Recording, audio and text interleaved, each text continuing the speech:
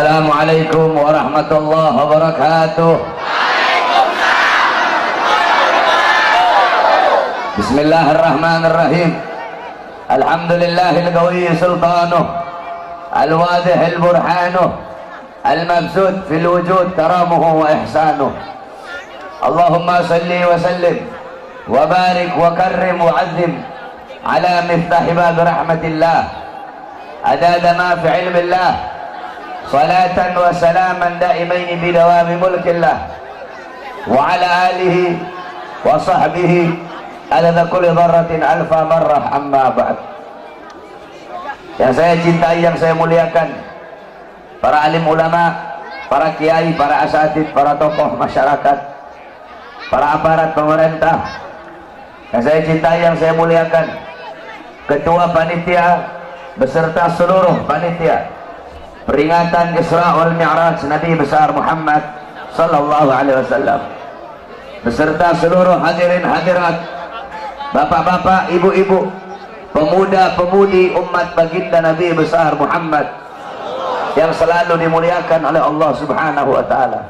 Alhamdulillah, segala puji dan syukur kehadirat Allah Subhanahu wa taala.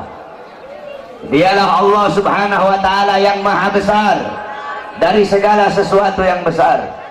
Yang besar selain Allah kecil. Dialah Allah Subhanahu wa taala yang maha kaya dari segala sesuatu yang kaya. Yang kaya selain Allah miskin. Dialah Allah yang maha perkasa, yang maha kuat. Yang perkasa, yang kuat selain Allah lemah.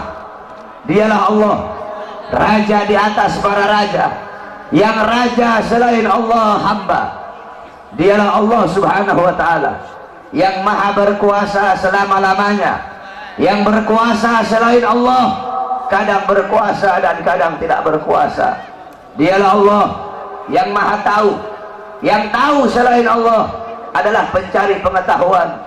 Dialah Allah yang maha berilmu, yang berilmu selain Allah adalah pencari ilmu. Dialah Allah yang maha hidup, yang hidup selain Allah pasti akan mati. Yang ada selain Allah pasti akan tiada. Yang wujud selain Allah pasti akan binasa. Sedangkan hidupnya Allah, adanya Allah, wujudnya Allah selama-lamanya kekal abadi, tidak akan pernah musnah dan tidak akan pernah binasa. Dan dialah Allah yang dimana pada malam hari yang mulia ini, di tempat yang penuh dengan barakah ini, Allah Subhanahu wa taala mengumpulkan kita di majelis ilmu, di majelis zikir yang penuh dengan kemuliaan ini. Semoga duduknya kalian di sini Allah ampuni dosa-dosa kalian, dosa-dosa yang telah lalu, dosa-dosa yang akan datang, dosa-dosa yang tampak, dosa-dosa yang tidak tampak, dosa-dosa yang besar, dosa-dosa yang kecil. Sebab duduknya kalian di sini mendapatkan keberkahan, mendapatkan keutamaan daripada baginda Nabi besar Muhammad sallallahu alaihi wasallam. Saudara-saudara, beruntung kalian menjadi umat yang paling baik, menjadi umat yang paling mulia, menjadi umat yang paling agung, menjadi umat yang paling utama, yaitu umat baginda Nabi besar Muhammad sallallahu alaihi wasallam. Umat yang selalu dibanggakan oleh Nabi, umat yang pertama kali dibangkitkan dari dalam kubur, umat yang kelak di akhirat akan menjadi pemimpin dari seluruh umat-umat yang lain. Umat yang dimana Allah, innal jannah muharramatun alal umam qabla an tadkhuluha ummatuh. Sesungguhnya sorga diharamkan oleh Allah untuk dimasuki oleh umat manapun sebelum sorga dimasuki oleh umat Nabi Muhammad. Beruntung kalian menjadi umat Nabi Muhammad SAW. Para nabi-nabi, rasul-rasul terdahulu, beliau-beliau iri kepada kita sebagai umat Nabi Muhammad. Di dalam kitab Nasaihul Ibad, Al-Imam Ibnu Hajar Al-Asqalani dikatakan bahwasanya Nabi Allah Adam alaihissalam, Nabi Adam berkata, sungguh aku iri kepada umat Muhammad karena Allah memberikan kepada mereka 4 macam kemuliaan yang tidak pernah Allah berikan kepada aku, tetapi Allah berikan kepada mereka sebagai umat Muhammad. Yang pertama kata Nabi Allah Adam alaihissalam, ketika aku berbuat salah, Allah lepaskan aku, Allah lepaskan pakaian yang ada di tubuhku. Aku berbuat salah dalam keadaan berpakaian, karena Allah murka, Allah lepaskan pakaianku. Sedangkan umat Muhammad, mereka berbuat dosa, mereka berbuat salah dalam keadaan telanjang, tapi tetap Allah berikan mereka pakaian. Saya berbuat salah dalam keadaan berpakaian, Allah lepaskan pakaian saya. Umat Muhammad kebalik, mereka berbuat dosa dalam keadaan telanjang, tapi tetap Allah berikan mereka pakaian. Ini tidak pernah Allah berikan kepada aku, tapi Allah berikan kepada umat Muhammad. Yang kedua, kata Nabi Adam alaihissalam, ketika aku berbuat salah, Allah menerima taubatku ketika aku berada di kota Mekah saja. Aku bertobat di tempat-tempat yang lain, Allah tidak terima taubatku. Tapi ketika aku berada di kota Mekah, Allah langsung terima taubatku. Bagi umat Muhammad, mereka bertaubat tidak harus ke Mekah. Dimanapun mereka bertaubat, akan Allah terima taubat mereka. Sedangkan aku, hanya Allah terima taubatku ketika di kota Mekah. Umat Muhammad, dimanapun mereka berada, Allah akan terima taubat mereka. Yang ketiga, kata Nabi Adam alaihissalam, ketika aku berbuat salah, Allah pisahkan aku dengan istriku Hawa selama ratusan tahun. Sedangkan bagi umat Muhammad, pagi, siang, sore, malam mereka berbuat dosa, mereka berbuat salah, tapi tidak Allah pisahkan mereka dengan anak dan istri mereka. Aku hanya satu kesalahan, Allah pisahkan aku dengan istriku selama ratusan tahun. Ini tidak pernah Allah berikan kepadaku, kata Nabi Adam. Yang keempat, kata Nabi Adam, aku berbuat salah di sorga, karena Allah murka, Allah keluarkan aku ke dunia, Allah turunkan aku ke dunia. Umat Muhammad kebalik, mereka berbuat dosa di dunia, berbuat salah di dunia, tetapi kalau mereka meninggal husnul khatimah, Allah angkat, Allah masukkan mereka ke surga. Empat kemuliaan ini tidak pernah Allah berikan kepada aku, tetapi Allah berikan kepada umat Muhammad. Beruntung kita menjadi umat baginda Nabi besar Muhammad, umat yang selalu dirindukan oleh Nabi, umat yang dimana qala Rasul sallallahu alaihi wasallam, Nabi Muhammad SAW bersabda di dalam hadisnya, idza yushaku ahadukum bisyaukatin fi rijlih la'ajidu ala maha fi qalbi. Apa kata Nabi? Andaikan salah satu dari kalian, wahai umatku, ada yang kakinya tertusuk duri, maka pasti kalian merasakan sakit. Rasa sakit yang kalian rasakan, itu pun aku rasakan, bahkan sampai ke dalam hatiku. Umat yang selalu dicintai oleh Nabi Muhammad, umat yang selalu diperdulikan oleh Nabi Muhammad. Sayyidatuna Aisyah radhiyallahu anha, beliau pernah melakukan suatu pekerjaan yang disenangi oleh Nabi, sehingga Nabi mengangkat tangan dan berdoa, Allahumma ighfir li Aisyah ma qaddamat wa ma akharat, ma adharat wa ma abtanat. Ya Allah, ampuni dosa-dosa Aisyah yang telah lalu, yang telah lalu, yang akan datang, yang tampak, yang tidak tampak. Ampuni dosa Aisyah ya Allah. Siti Aisyah loncat-loncat. Siti Aisyah sangat senang dengan doa Nabi Muhammad. Nabi berkata, wahai Aisyah, apakah kamu senang dengan doa seperti itu? Kata Siti Aisyah, siapa yang tidak senang didoakan manusia mulia sepertimu ya Rasulullah. Kata Nabi, wahai Aisyah, kalau kamu senang dengan doa seperti itu, ketahuilah doa seperti itulah yang setiap yang setiap saat, setiap pagi, siang, sore, malam, setiap waktu aku mintakan kepada Allah untuk umatku. Nabi Muhammad begitu peduli kepada kita sebagai umat. Beruntung kalian menjadi umat yang dimana qala Sayyidina Ali karamallahu wajhah, inna Rasulullah fi akhir nafsi haragat syafataihi marratain fa'algaitu sam'i fasami'tuhu yaqul ummati ummati faqbilah Rasulullah. Sayyidina Ali berkata, Nabi Muhammad pada saat detik-detik terakhir nafasnya, aku melihat bibir beliau menggerakkan dengan 2 kali gerakan. Aku dekatkan telingaku, aku mendengar beliau berkata, ummati ummati, umatku umatku, kata Nabi Muhammad SAW. Bahkan pada saat detik-detik terakhir nafasnya, Nabi Muhammad masih memikirkan kalian sebagai umat. Ketika itu Nabi Muhammad terbaring sakit di kamar yang biasa beliau tiduri di rumah Sayyidatuna Aisyah radhiyallahu anha. Allah berkata kepada Jibril, wahai Jibril, turun kamu, sampaikan kepada Muhammad, aku berikan kepada dia dua pilihan. Apakah dia akan memilih aku atau dia memilih kehidupan dunia? Kalau dia memilih kehidupan dunia, akan aku panjangkan umurnya.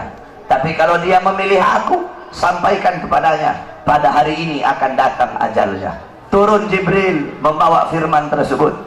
Kemudian Jibril menyampaikan, ya Rasulullah, Allah memberikan kepada kamu dua pilihan.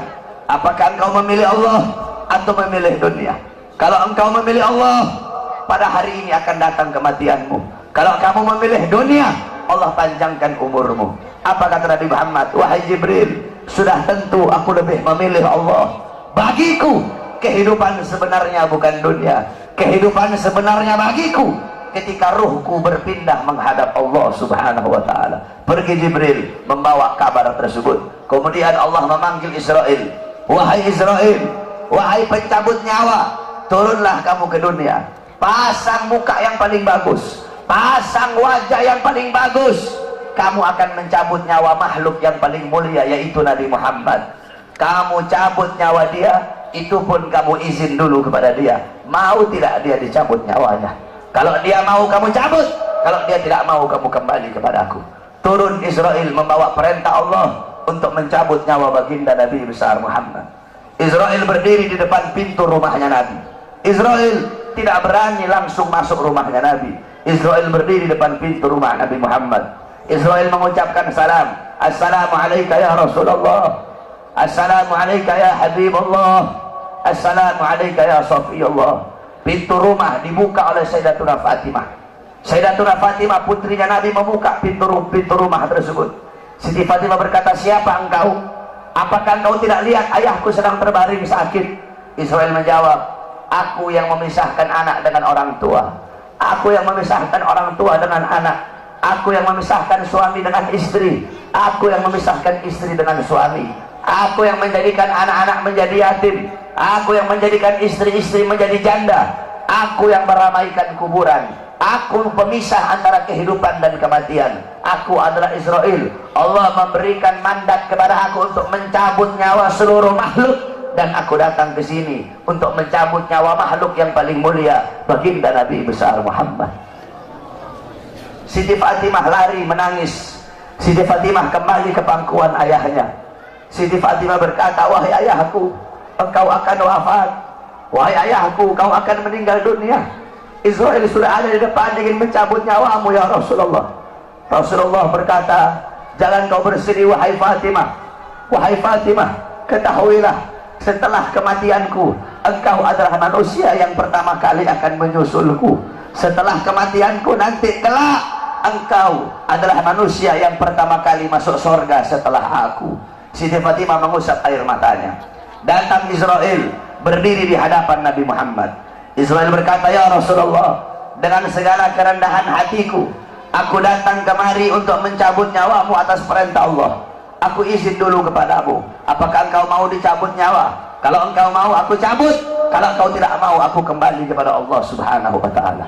Nabi Muhammad berkata, ya Jibril, wahai Jibril, aku belum puas meninggalkan umatku kalau belum diberi jaminan oleh Allah subhanahu wa ta'ala. Nabi Muhammad masih memikirkan nasib kita sebagai umat. Nabi Muhammad pergi menghadap apa? Jibril pergi menghadap Allah. Jibril berkata, ya Allah, kekasihmu Rasulullah meminta jaminan untuk umatnya. Apa kata Jibril? Ya Rasulullah, ya Allah, kekasihmu meminta jaminan untuk umatnya. Allah berkata, Allah berfirman, fa'auhallahu ta'ala ala Jibril, basyirhu ya Jibril, innahu awwalu nasin kharijun minal ardi idha bu'isu wa sayyiduhum idha jami'u fabasyirhu innal jannah muharramatun alal umam qabla an tadkhuluha ummatuh. Nabi Allah berkata kepada Jibril, wahai Jibril, sampaikan kepada kekasihku Muhammad, dia adalah manusia yang pertama kali akan aku bangkitkan dari dalam kubur. Dia adalah manusia yang menjadi pemimpin seluruh manusia di dunia dan akhirat.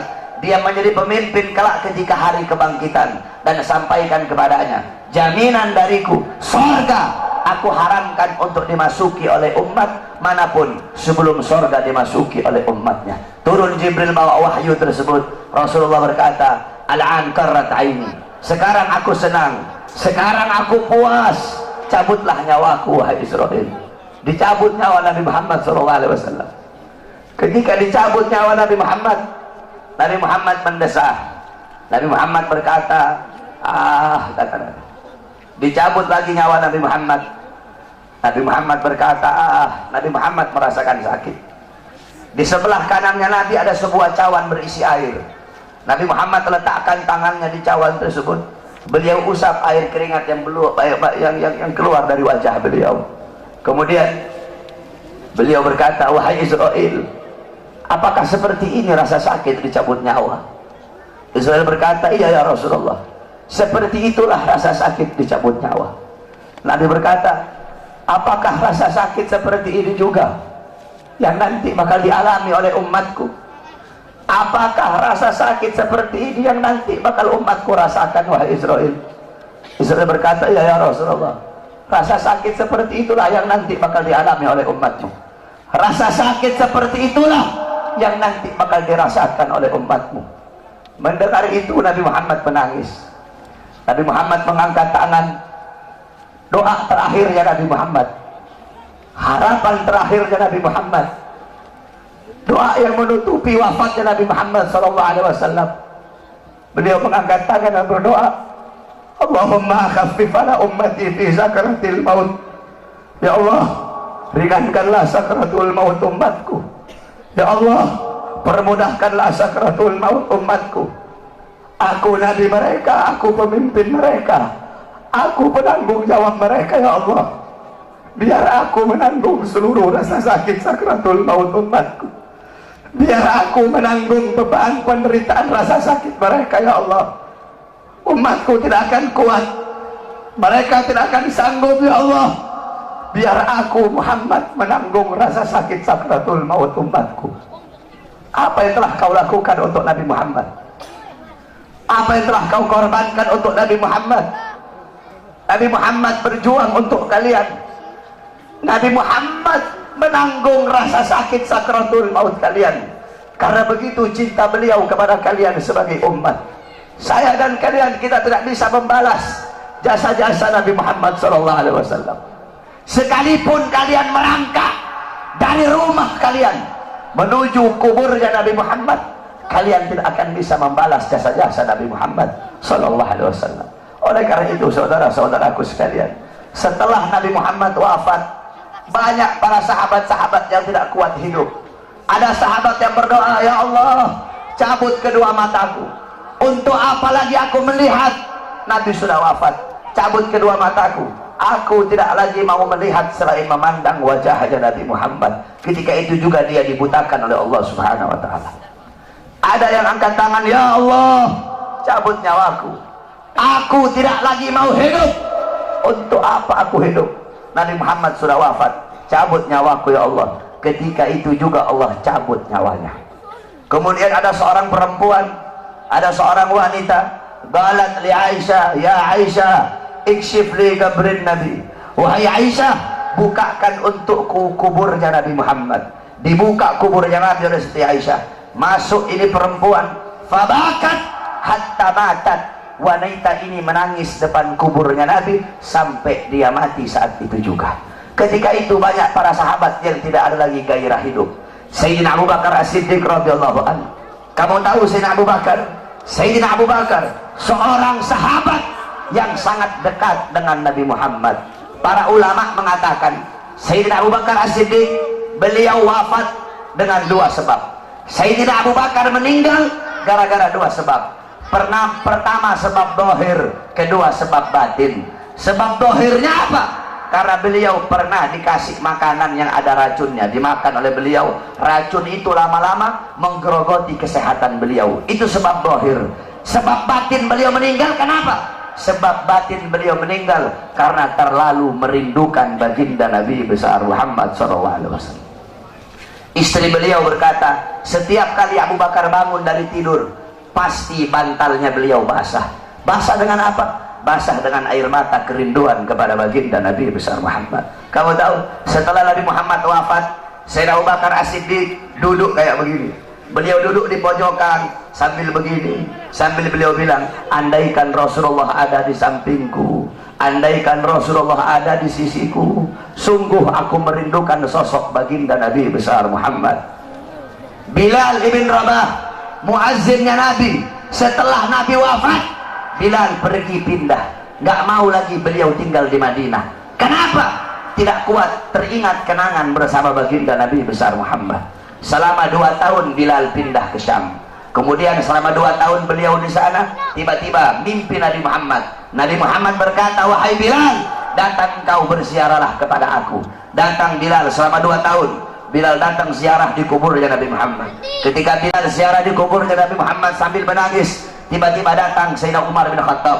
Sayyidina Umar berkata, wahai Bilal, kami sudah lama tidak mendengar suara azanmu. Maukah engkau azan untuk kami, wahai Bilal?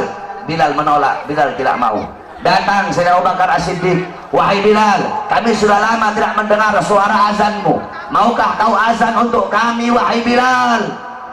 Apa kata Bilal? Wahai Abu Bakar, apakah dulu kamu membebaskan aku karena Allah atau karena dirimu?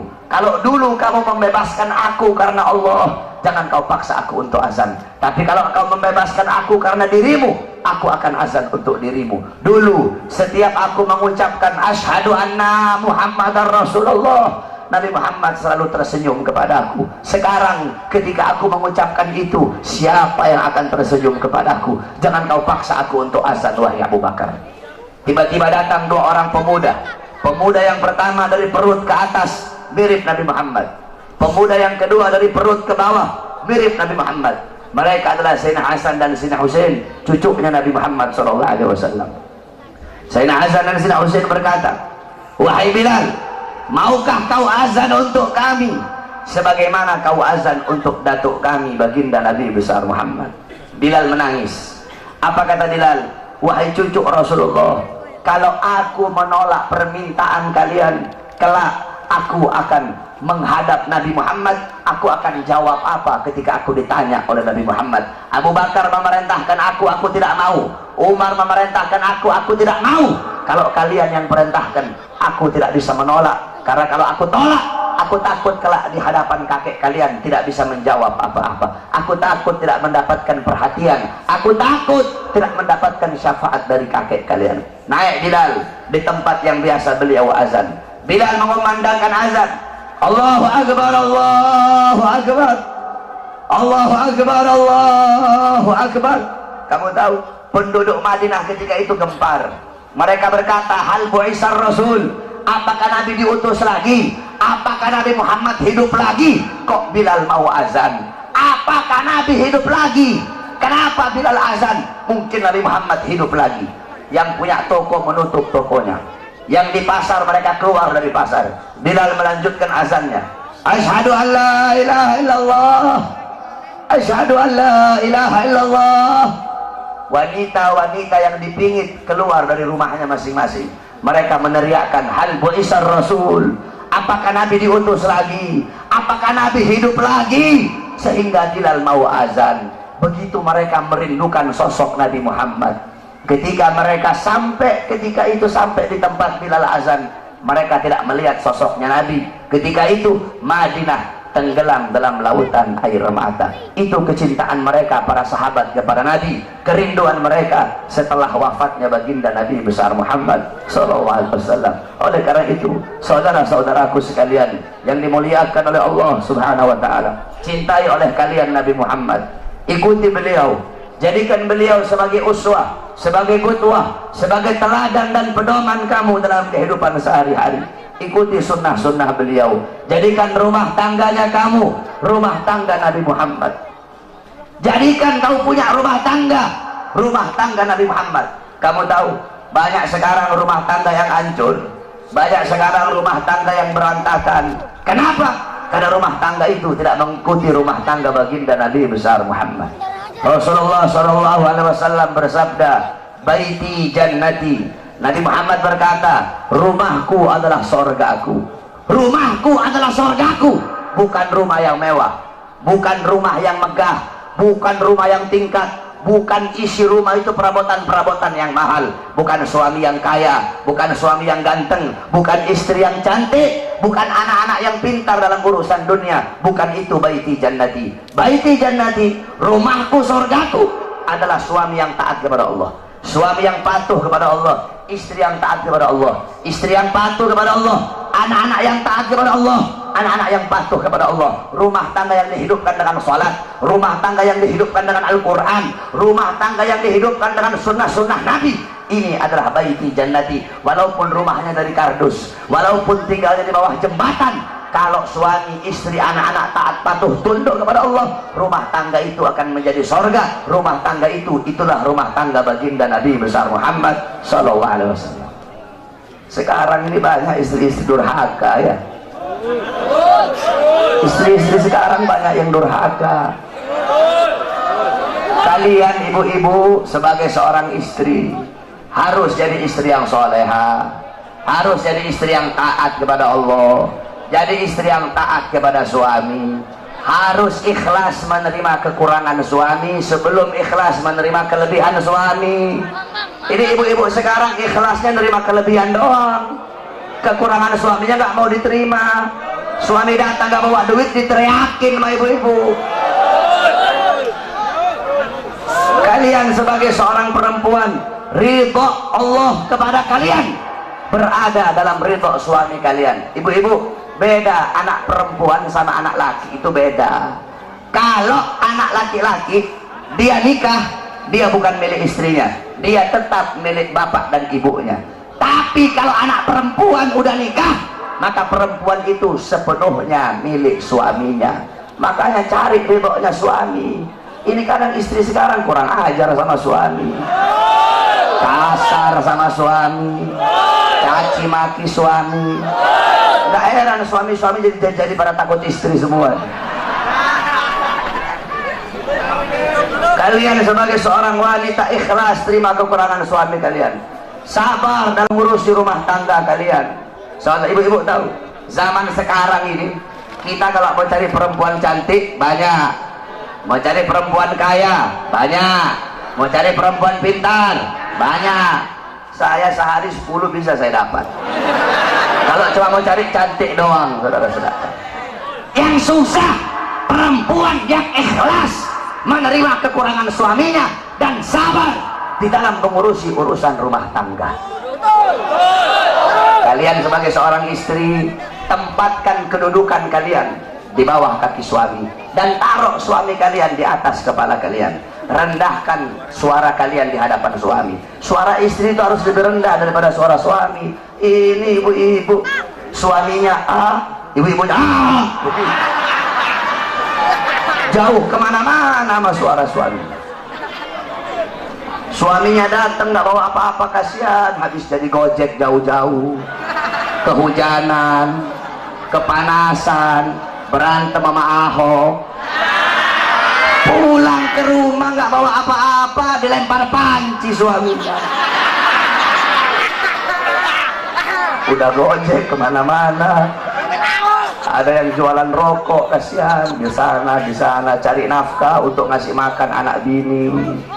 Datang ke rumah nggak bawa apa-apa, diomelin sama istri.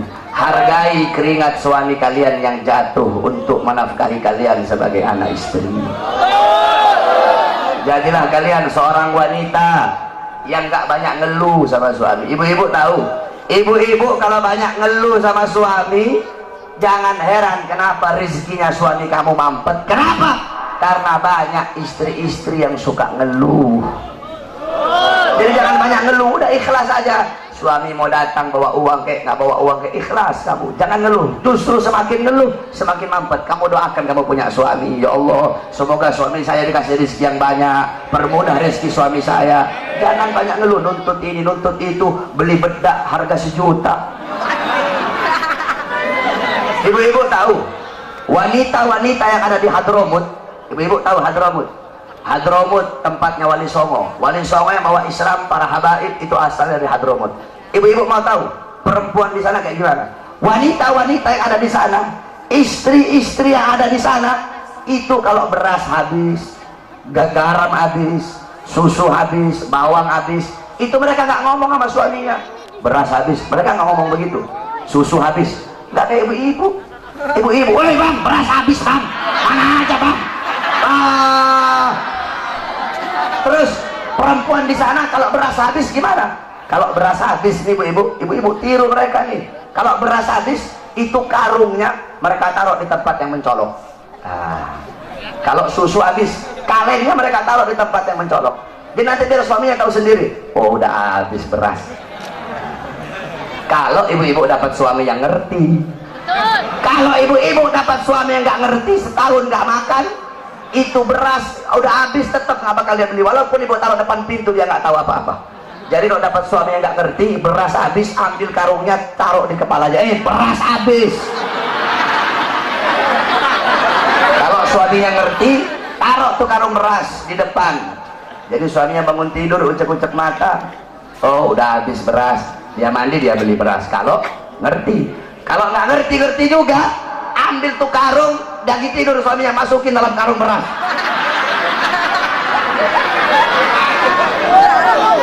Itu wanita-wanita yang ada di sana. Kenapa? Karena mereka begitu menjaga perasaan suaminya. Ibu-ibu tahu, Rasulullah pernah ngomong sama Siti Fatimah, wahai Fatimah, maukah aku kasih tahu kamu siapa wanita yang nanti memegang tali kendaraanmu? Kata Siti Fatimah, siapa wahai ayahku? Namanya adalah Mutiyah.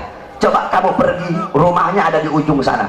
Kamu cari tahu apa amal yang dia lakukan sehingga nanti dia bakal masuk surga pegang tali kendaraan kamu. Amin. Pergi Siti Fatimah, bawa Sayyidina Hasan yang ketika itu masih kecil.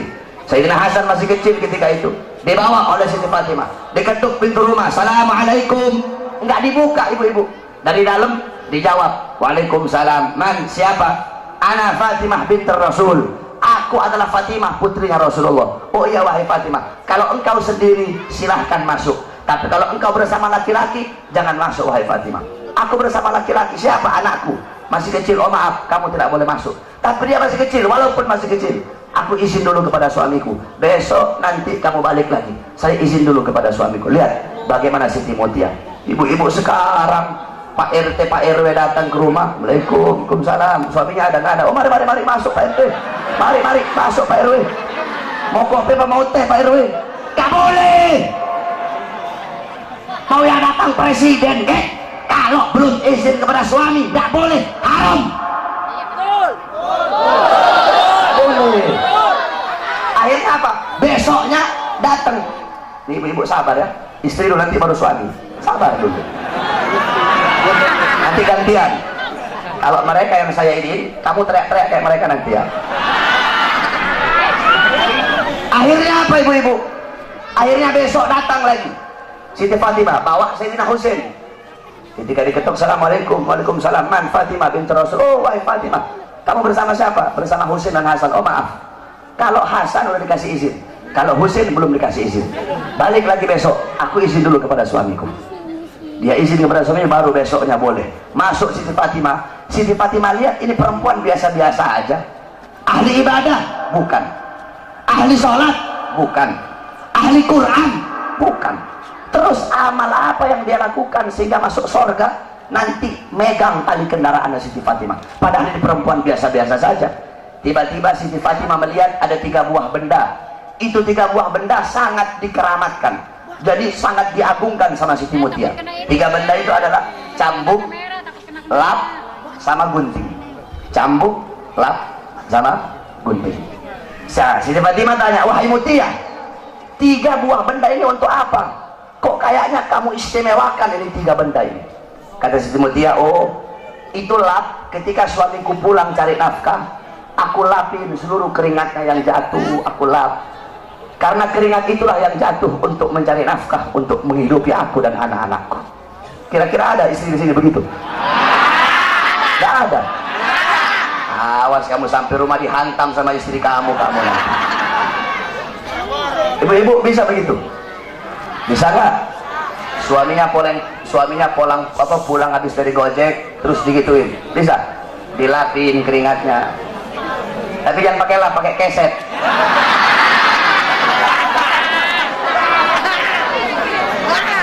Itu yang pertama. Kemudian kata Siti Fatimah, terus ini cambuk untuk apa? Siti Mutia jawab, cambuk ini ketika suamiku aku sediakan makan, suamiku makan, ketika habis makan aku kasih cambuk. Wahai suamiku, kalau makanan ini tidak enak, aku rela, aku ridho engkau cambuk agar jadi pelajaran bagiku, biar besok bisa masak lebih enak lagi. Kamu lihat itu, ada ibu-ibu sini begitu. Istri kamu masak, kamu protes, mah keasinan mah, masak aja sendiri. Begitu ya, protes mulu. Masak istri sana, udah uang belanja kurang, banyak protes. Istri sekarang begitu tuh. Terus ini gunting terakhir, gunting ini untuk apa?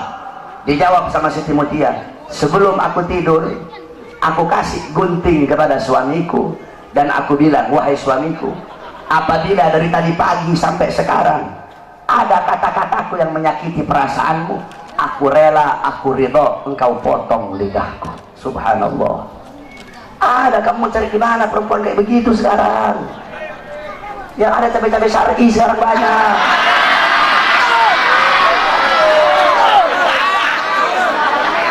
Istri kalian kira-kira kayak gitu nggak?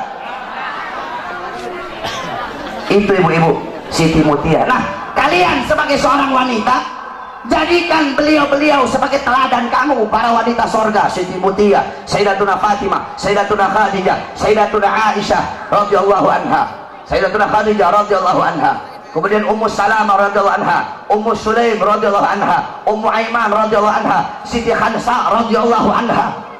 Bagaimana wanita-wanita terdahulu, jadikan mereka sebagai teladan kamu dalam urusan rumah tangga. Kalian sebagai seorang perempuan, ini perempuan sekarang saya perhatikan, kalau mau keluar pengajian nih, dandan cantik-cantik ibu-ibu, pakai bedaknya 2 cm segini, yang putih muka doang, lehernya hitam.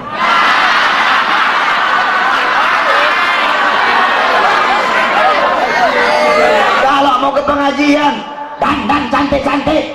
Mau pergi ke pasar, dandan cantik-cantik. Kalian sebagai seorang istri mempertontonkan kecantikan kalian untuk orang lain. Kalau mau keluar dandan cakep, acara Habib dandan cantik-cantik. Di dalam rumah mukanya kayak setan depan suami. Kalau kalian mau keluar, pakai wangi-wangian, biar orang tertarik kepada kalian. Dalam rumah bau curut. Ini istri sekarang begitu tuh. Betul. Tidak boleh ibu-ibu. Dandan kalian untuk suami kalian. Ibu-ibu tahu, perempuan-perempuan dulu itu mereka sampai mau tidur itu dandan. Biar kenapa? Biar bangun tidur cakep, rapi, suaminya lihat. Ini suaminya bangun tidur melihat istrinya tidur, Allah udah kayak gerantong begitu, rambutnya berantakan, kelihatan jeleknya. Oleh karena itu dandan kalian untuk suami kalian. Pertontonkan, percantikkan diri kalian itu di hadapan suami, bukan untuk orang lain. Jadikan beliau-beliau sebagai teladan kamu.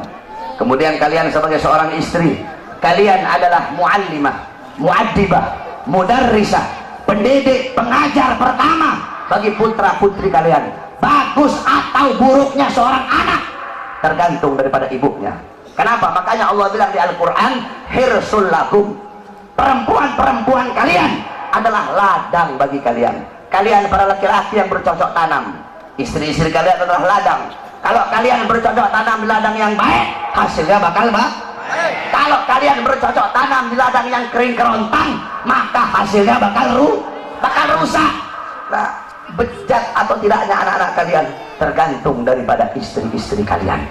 Oleh karena itu, seorang ibu, seorang istri harus bisa menjadi ibu yang baik bagi anak-anaknya. Ibu-ibu tahu, dulu di Hadramut, Al-Habib Ahmad bin Hasan Al-Abbas, beliau bilang, saya pernah menemukan catatan tangan seorang wanita dari Qabilah Al-Amudi. Itu wanita tulis dengan tangannya syarah kitab Minhaj Al-Imam Subki. Itu ada 6 jilid. Itu wanita tulis pakai tangannya, ada 6 jilid. Di akhir tulisan wanita itu bilang, tolong dikasih uzur, tolong kasih maaf kalau ada kata-kata yang salah dalam penulisan ini, karena aku menulis ini kitab dalam keadaan menyusui anak-anakku. Subhanallah. Coba kamu bayangkan, itu perempuan nulis kitab, nyusuin anaknya sambil ngarang kitab, sambil nulis kitab. Gak heran orang-orang di sana besar anak-anaknya ngarang kitab. Kenapa? Karena masih kecil ibunya nyusuin sambil bikin kitab. Ibu-ibu sekarang nyusuin anak sambil dengar dangdut. Akhirnya anaknya besar jadi tukang dangdut anak kamu. Perhatikan, kau punya anak-anak, jadilah kalian ibu yang baik bagi anak-anak kalian. Nah, terus kalian sebagai suami, kalian ngarep, Beb, saya pengen punya istri seperti Siti Khadijah, Beb, saya pengen punya istri seperti Siti Aisyah, Beb, saya pengen punya istri seperti Siti Mutia. Kamu suami pengen punya istri seperti Siti Khadijah, maka kamu harus bisa menjadi sosok Nabi Muhammad. Kamu pengen punya istri seperti Siti Fatimah, maka kamu harus bisa menjadi sosok Sayyidina Ali. Pengen punya istri kayak Siti Khadijah, kelakuan kamu kayak Fir'aun. Bagaimana kamu mau dapat istri kayak Siti Khadijah? Kelakuan kamu kayak binatang, kelakuan kamu kayak Fir'aun, kelakuan kamu kayak setan sebagai suami. Terus kamu ngarep punya istri seperti Siti Khadijah. Mereka para istri adalah makmum, kalian adalah seorang imam. Baik buruknya istri tergantung dari kalian sebagai seorang imam. Ya ibu-ibu ya. Jadi bagus rusaknya anak tergantung dari seorang istri. Bagus rusaknya istri tergantung dari seorang suami. Makanya kalian didik istri-istri kalian. Kenapa saya ngomong istri-istri? Sebab kan dalam Islam boleh 2, 3, 4. Makanya saya ngomong istri-istri. Jangan mengharamkan sesuatu yang dihalalkan oleh Allah Subhanahu wa taala. Nah, terus apa namanya tadi? Jadilah kalian seorang suami yang memberi makan anak istri kalian dengan makanan yang halal, makanan yang baik, nafkah yang halal, nafkah yang baik. Jangan asal-asalan kalau ngasih makan anak istri itu. Jangan kasih makan anak istri kalian dari barang haram, dari nafkah yang haram, dari hasil nipu orang, dari hasil judi, dari hasil mencuri, dari hasil riba. Akhirnya tidak ada berkah bagi anak dan istri kalian.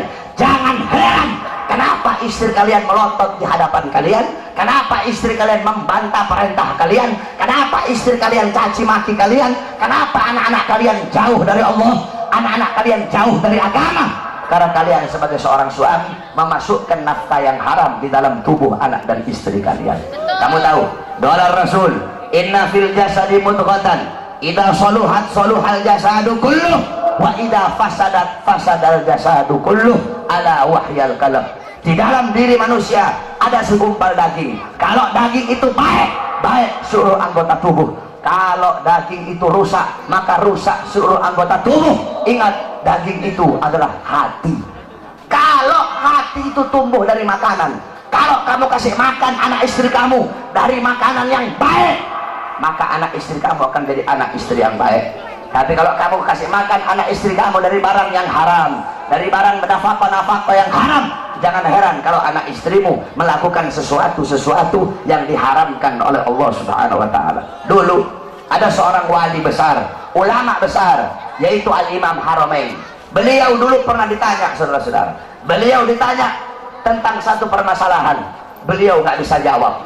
Ketika beliau nggak bisa jawab, beliau bilang, mungkin saya tidak bisa jawab pertanyaan kamu gara-gara masih ada air susu yang tertinggal di tenggorokan saya.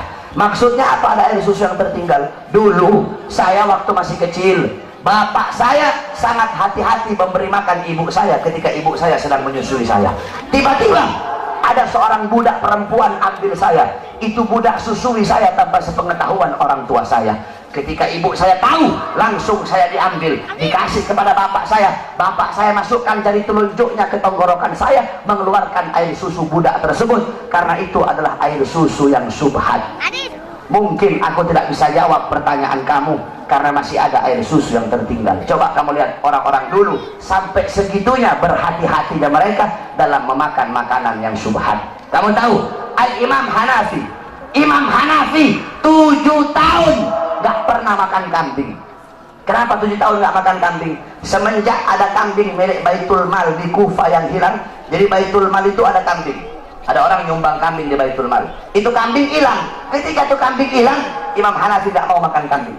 Kenapa? Takut kalau beliau makan kambing, ternyata kambing yang dimakan adalah kambing milik Baitul Mal di Kufah yang hilang tersebut. Beliau nanya sama tukang kambing, biasanya kambing itu usianya berapa tahun? 7 tahun ya Imam. Maka 7 tahun beliau tidak makan kambing sampai betul-betul yakin kalau kambing itu sudah mati, baru beliau mau berani makan kambing. Karena begitu hati-hatinya di dalam perkara yang syubhat. Al-Imam Nawawi, beliau nggak mau makan apel. Kenapa nggak mau makan apel? Karena apel di daerah beliau ditanam di lahan-lahan, di tanah-tanah milik pejabat. Kemudian Al-Imam Syairozi yang ngarang kitab Muhaddab, beliau tidak mau makan sayuran yang berasal dari Damaskus. Kenapa? Karena sayuran yang berasal dari Damaskus itu ditanam di tanah-tanah milik pejabat, makanan syubhat. Mereka menjaga. Kenapa? Karena kalau hati udah masuk makanan haram, hati tumbuh dari makanan yang syubhat, tumbuh dari makanan yang haram, maka hati itu akan mendorong seluruh bagian tubuh untuk melakukan hal-hal yang diharamkan oleh Allah. Oleh karena itu, wasiat saya bagi kalian para suami, beri makan anak istri kalian dari sesuatu yang halal, rizki yang halal, nafkah yang halal. Itulah baiti jannati, itulah rumahku sorgaku. Jadi ingat, rumahku sorgaku bukan rumah yang mewah, bukan rumah yang megah, bukan suami yang cantik, bukan suami yang kaya, bukan istri yang cantik, bukan anak-anak yang pintar dalam urusan dunia. Baiti jannati, rumahku sorgaku, suami yang taat patuh tunduk kepada Allah Subhanahu wa ta'ala. Kan enak kamu kalau dapat istri, istrinya subuh udah bangun duluan, nanti dibangunin, ayo salat bareng, jadi imamnya saya, ya enak, adem. Kamu pulang capek-capek, istri kamu sambut dengan senyuman. Bang Koid, mau kopi atau mau teh Bang Koid? Kan enak. Bang Entis mau kopi atau mau teh Bang Entis? Bang Entis bilang, mau nikah lagi Neng. Itu kopi masih panas dilempar ke mukanya Entis. Entis keok. Takut istri begini mau kawin lagi ya. Mudah-mudahan rumah tangga semua jamaah yang ada di sini jadi rumah tangga sakinah, mawaddah, warahmah. Rumah tangganya Nabi Muhammad SAW, amin. Rumah tangganya jadi rumah tangga Nabi Muhammad. Insya Allah anak-anak kalian jadi anak-anak yang soleh dan soleha, amin ya rabbal alamin. Dan terakhir kepada seluruh hadirin, saya Ramadan saya buka pesantren kilat itu 25 hari. Kalau ada anak-anak mau masuk gratis, nggak bayar, cuma bayar kitab-kitabnya saja. Itu selama 25 hari harus menghatamkan 25 kitab. Jadi ada 25 kitab itu harus dihatamin semua.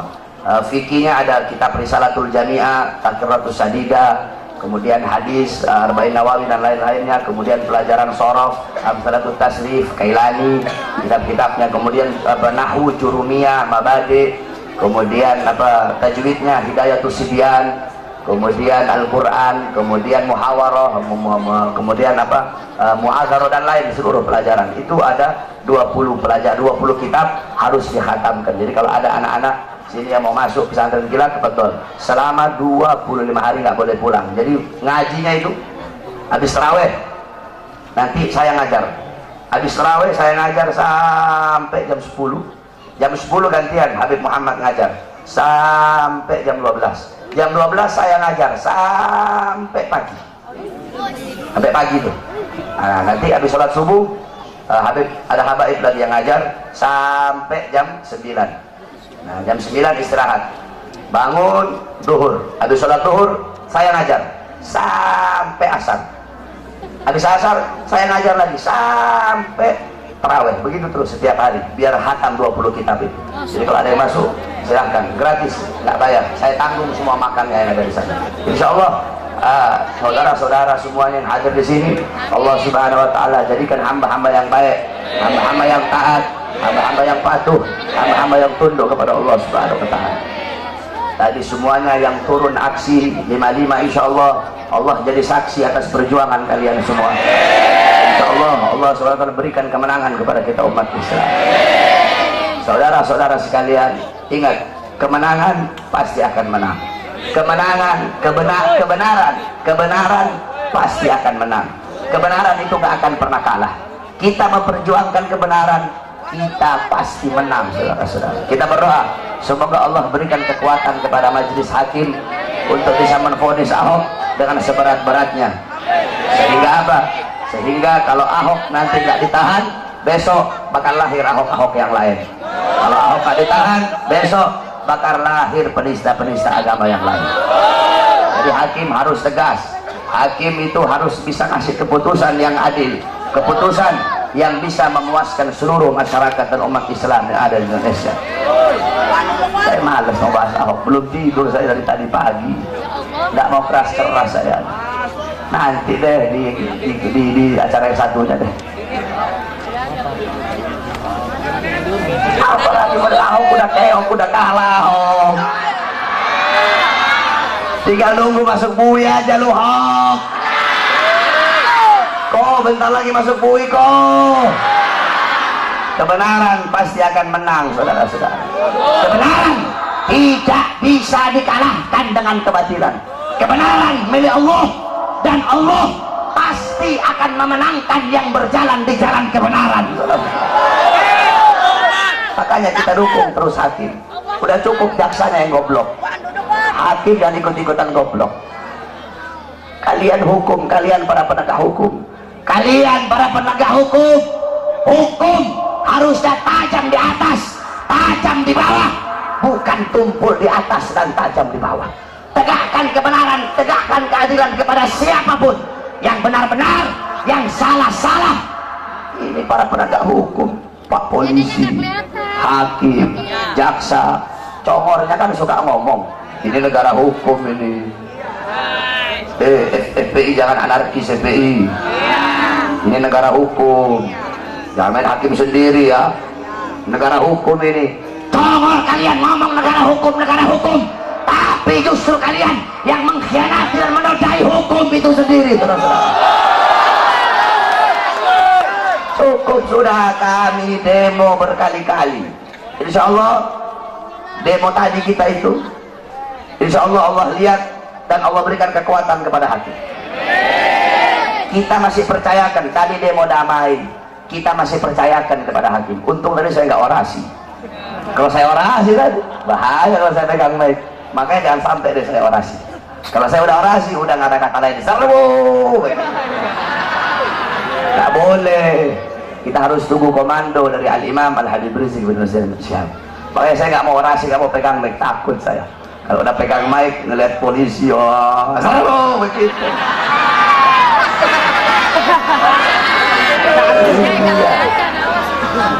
Oleh karena itu, kita berikan kepada hakim, kita masih sabar.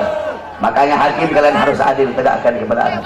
Kalau sampai hilang kepercayaan kami kepada kalian sebagai para penegak hukum, maka jangan salahkan kami kalau kami hukum Ahok dengan cara kami sendiri, saudara. Kami para pemuda-pemudi akan cari Ahok sampai ke lubang sebut, kami bantai dia kalau sampai bebas, saudara. Musuh kita bukan polisi, musuh kita bukan tentara, musuh kita bukan presiden, musuh kita bukan Cina, musuh kita bukan Kristen, musuh kita bukan Buddha, musuh kita bukan Hindu, musuh kita Ahok, penista agama, Ahok, penista Quran, itu musuh kita. Maka siapapun yang melindungi Ahok, siapapun yang membela Ahok, maka dia menjadi musuh kita, saudara. Kalau polisi melindungi Ahok, polisi jadi musuh kita. Kalau tentara melindungi Ahok, tentara jadi musuh kita. Kalau presiden melindungi Ahok, presiden pembela Ahok, ya emang sih orang adeknya.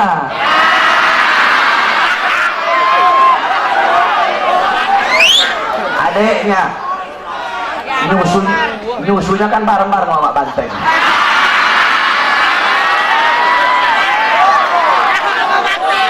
Saudara sesusuan, Dua-duanya muka polos. Muka polos otak iblis. Banyak di sini muka polos otaknya iblis nih. Mukanya polos, otaknya otak bangsat. Kalau presiden melindungi Ahok, membela Ahok, presiden jadi musuh rakyat. Presiden jadi musuh kita umat Islam.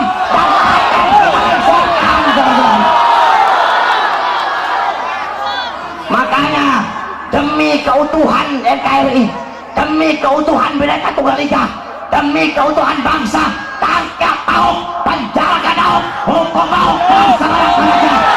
Allahu Akbar, Allahu Akbar, Allahu Akbar. Kita umat Islam tidak cari musuh, tapi kalau musuh datang haram bagi kita untuk lari. Allahu Akbar, Allahu Akbar, Allahu Akbar. Allahumma balighna fi Sya'ban wa balighna Ramadan. Allahumma balighna fi Sya'ban wa balighna Ramadan. Allahumma balighna fi Sya'ban wa balighna Ramadan. Wa sallallahu alaihi wasallam Muhammad wa ala alihi washabbihi wa barik wa sallam. Alhamdulillahi rabbil alamin. Wal 'afwu minkum. Wassalamu alaikum warahmatullahi wabarakatuh. Saudara-saudara, oh, stop. Jangan ada yang balik dulu. Mari sama-sama kita bersalawat kepada Nabi Muhammad. Hafal salawat yang baru. Hafal ya yang baru ya. Nah, kita qasidah sambil kita mengeluarkan harta kita dari jalan Allah Subhanahu wa taala. Ya. Keluarkan harta kita dari jalan Allah Subhanahu wa taala.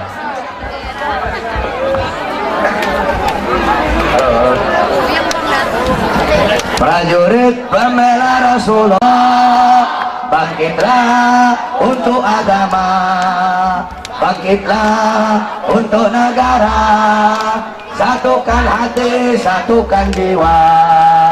Musuh di depan mata, lawan dia sampai berdarah, berdarah untuk agama dan negara. Tercinta kematian murah harganya. Maju ayo, maju ayo, terus maju. Habisi pengkhianat bangsa. Kami berjanji demi Allah, rela binasa demi agama. Wahai prajurit pembela Rasulullah, berjuanglah tanpa lelah. Walau harus merangkak dengan mata, takkan mundur walau satu langkah, takkan mundur walau satu langkah.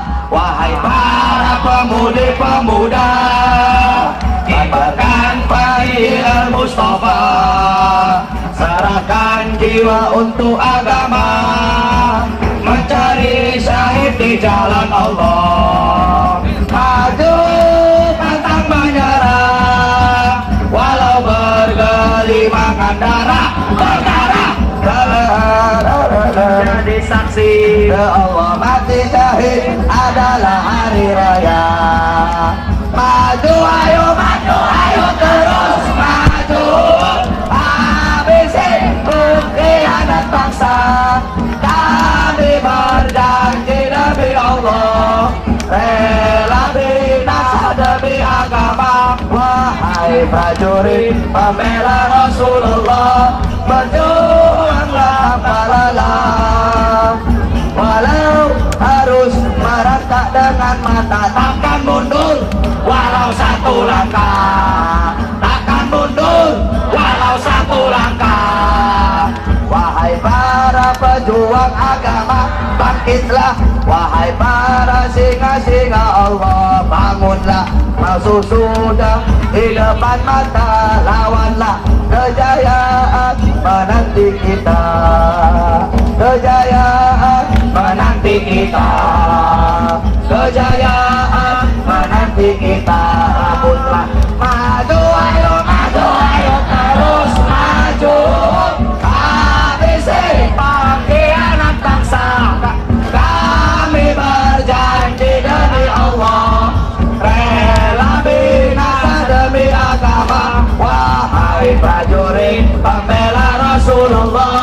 berjuanglah tanpa lelah.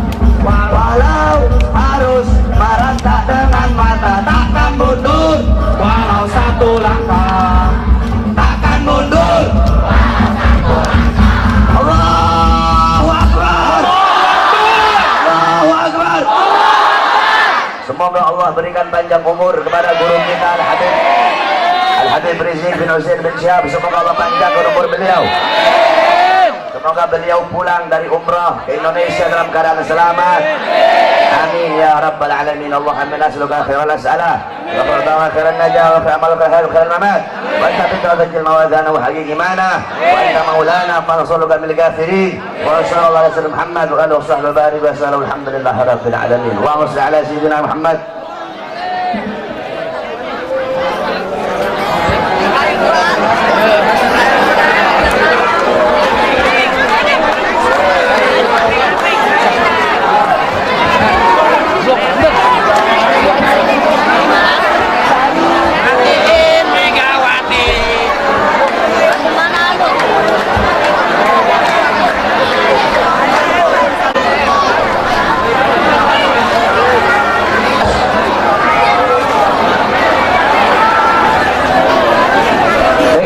Acara telah sama-sama kita laksanakan. Tadi juga telah ditutup dengan doa. Untuk itu, dengan berakhirnya acara di agenda ini, maka acara ini telah selesai dengan baik. Kami selaku panitia memohon maaf sebesar-besarnya jika ada kekurangan. Wallahul muwaffiq ila aqwamit thoriq. Hasbunallah wa ni'mal wakil, ni'mal maula wa ni'mal nasir. Nasrullah wa fathun thoriq. Assalamualaikum warahmatullahi taala wabarakatuh.